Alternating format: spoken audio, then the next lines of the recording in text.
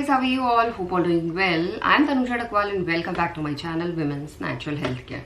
So guys, कई बार क्या होता है, महिलाओं को ये नहीं समझ आता है जब महिलाओं की ओवरी से अंडा बाहर निकल रहा है, उससे पहले कांटेक्ट में रहने से प्रेगनेंसी होती है या उसके बाद कांटेक्ट में रहने से प्रेगनेंसी होती है। तो सबसे पहले तो गाइज आपको ये समझना ज़रूरी है कि जब महिलाओं की एक ओवरी से अंडा बाहर निकलता है, फैलोपियन ट्यूब में जाता है, तो उसी दौरान स्पर्म सेल और एग सेल मिल सकते हैं।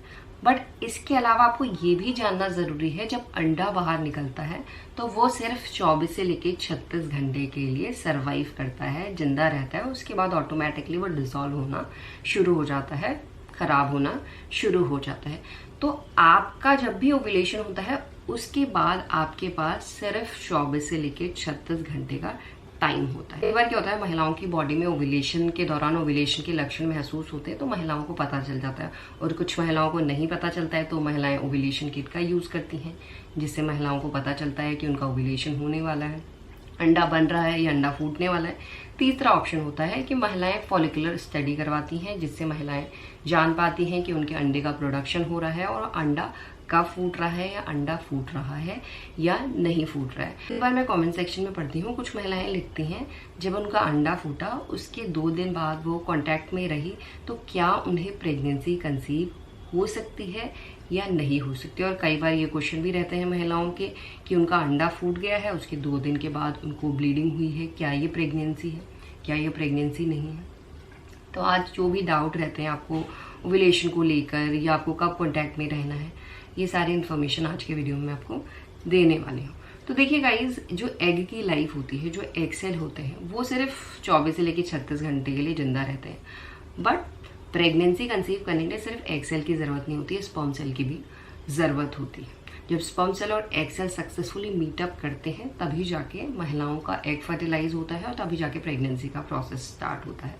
बट जो स्पर्म सेल होता है, अगर उसकी अच्छी मोटिलिटी है, अच्छा स्विमर है या अच्छा हेल्दी स्पर्म है, तो वो 4 to 5 डेज के लिए महिलाओं की बॉडी में जिंदा रह सकता है। बट उसके लिए बहुत सारी चीज़ें मैटर करती है, वजाइना का एनवायरनमेंट, इन्फेक्शन है या नहीं है, क्योंकि इन्फेक्शन की कंडीशन में स्पर्म सरवाइव नहीं कर पाता। सिर्फ स्पर्म का हेल्दी होना इम्पॉर्टेंट नहीं है, महिलाओं की बॉडी सही तरीके से काम करनी चाहिए, रिप्रोडक्टिव ऑर्गन्स में ब्लड फ्लो अच्छा होना चाहिए, रिप्रोडक्टिव ऑर्गन्स का इन्वायरमेंट एल्कलाइन होना चाहिए, तभी जाके हेल्दी स्पर्म सरवाइव कर पाएगा फॉर 4 to 5 डेज। इसीलिए बोला जाता है जब आपका अंडा बाहर निकलता है, अगर उससे पहले 4 to 5 डेज पहले भी आप कांटेक्ट में रहे हैं तब भी आपको प्रेगनेंसी कंसीव हो सकती है। बट प्रेगनेंसी आपको ओव्यूलेशन के दिन ही कंसीव होगी, क्योंकि अगर 2-4 दिन पहले या 5 दिन पहले आप कांटेक्ट में हैं तो स्पर्म सेल वजाइना में डिपॉजिट हो जाते हैं, क्योंकि जो बच्चेदानी का मुंह है वो सिर्फ ओव्यूलेशन के टाइम खुलेगा, और बच्चेदानी का मुंह खुलेगा तभी जाके स्पर्म सेल अंदर एंटर कर सकेंगे यूट्रस के अंदर और पहुंचेंगे फैलोपियन ट्यूब में। दोनों का मीटअप होगा, स्पर्म सेल एग सेल को फर्टिलाइज करेगा, तभी जाके फर्टिलाइज एग आगे को फैलोपियन ट्यूब से मूव करके यूट्रस के एंड पॉइंट पे पहुंचेगा और वहां पे आरोपित होगा, यानी इम्प्लांट होगा, अंदर को बरो होगा, तो महिलाओं को प्रेगनेंसी कंसीव हो जाएगी। कई बार क्या होता है, अंडा फूटने के कुछ टाइम के बाद महिलाओं को हल्की सी ब्लीडिंग दिखाई देती है, तो महिलाएं कंफ्यूज हो जाती हैं कि ये प्रेगनेंसी है या नहीं है। तो देखिए गाइज, अगर अंडा फूटने के कुछ टाइम के बाद आपको हल्की सी स्पॉटिंग दिखाई दे रही है, बिल्कुल लिक्विड टाइप की पैंटी में, तो ये प्रेगनेंसी का साइन नहीं है, ये साइन है कि आपका अंडा सक्सेसफुली फूट गया है। क्योंकि कई बार बहुत सी महिलाओं के केसेस में ये होता है कि एग रप्चर के दौरान अंडा जब फूटता है तो उस दौरान हल्की सी स्पॉटिंग होती है। ऐसा नहीं है कि आपको हर महीने नहीं होती है, तो ये नहीं है कि आपको बिल्कुल भी कभी भी नहीं होगी। किसी भी महिला को कभी भी एग रप्चर की स्पॉटिंग, एग रप्चर की ब्लीडिंग ओव्यूलेशन के दौरान महसूस हो सकती है। तो यहाँ पे आपको कंफ्यूज नहीं होना है कि ये प्रेगनेंसी है या नहीं, ये प्रेगनेंसी बिल्कुल भी नहीं है। तो अभी आप समझ गए होंगे कि ओव्यूलेशन से पहले अगर आप कॉन्टैक्ट में रहेंगे तो आपके पास टाइम ज़्यादा रहेगा। अगर ओव्यूलेशन के बाद आप कांटेक्ट में रहते हैं तो ऐसा नहीं है कि आपको प्रेगनेंसी कंसीव नहीं हो सकती, तब भी आपको आपके पास 2-3 दिन का टाइम होता है, उस टाइम पे आप कांटेक्ट में प्रेगनेंसी कंसीव हो सकती है। बट आपके पास जो टाइम पीरियड है वो 2 से लेकर 3 डेज का ही होगा।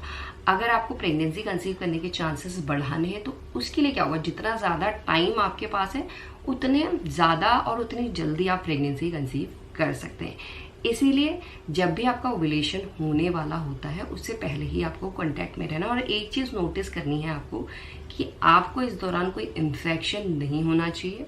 ओव्यूलेशन के दौरान आपका जो म्यूकस है वो ठीक तरीके से निकलना चाहिए। और आपको ये जानकारी होनी ज़रूरी है कि जो फर्टाइल म्यूकस होता है वो कैसा होता है और जो सेमी फर्टाइल म्यूकस होता है वो कैसा होता है। अगर सेमी फर्टाइल म्यूकस आपका निकल रहा है तब भी स्पर्म अगर वेजाइना में डिपॉजिट है तो वह जिंदा रह सकता है, उसके जिंदा रहने के चांसेस ज़्यादा होते हैं। अगर आपका म्यूकस ठीक तरीके से नहीं निकल रहा है, वेजाइना का जो एनवायरनमेंट है एसिडिक है, इन्फेक्शन की बार बार शिकायत आपको लग रही है, तो इस कंडीशन में स्पर्म हेल्दी होने के बाद भी जिंदा नहीं रह पाता है। तो प्रेगनेंसी कंसीव करने के लिए स्पर्म का हेल्दी होना, एग सेल का हेल्दी होना तो ज़रूरी है ही है, साथ में जो वजाइना का एनवायरनमेंट है, वजाइना का जो पीएच है वो बैलेंस होना चाहिए, एल्कलाइन होना चाहिए, तभी जाके स्पर्म सेल और एग सेल ओव्यूलेशन के दौरान मीटअप कर सकते हैं। बट आपको ये समझना भी ज़रूरी है कि ओव्यूलेशन से पहले और ओव्यूलेशन के बाद 10 दिन, जो ओव्यूलेशन से पहले 1 हफ्ता और ओव्यूलेशन के बाद 1 हफ्ता, जो बीच में 10 दिन या 14 दिन का टाइम है,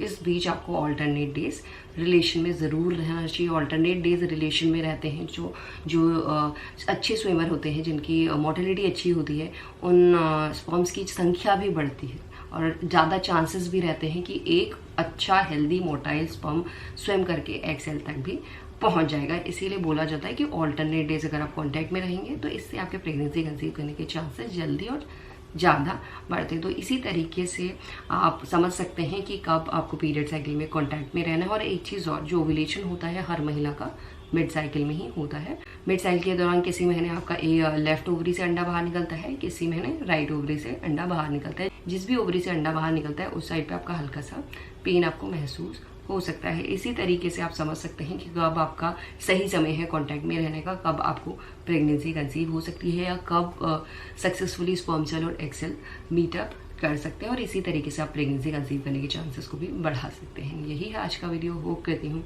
ये वीडियो आप लोगों को पसंद आएगा। Thanks for watching this video. Will see you soon my next video. Till then.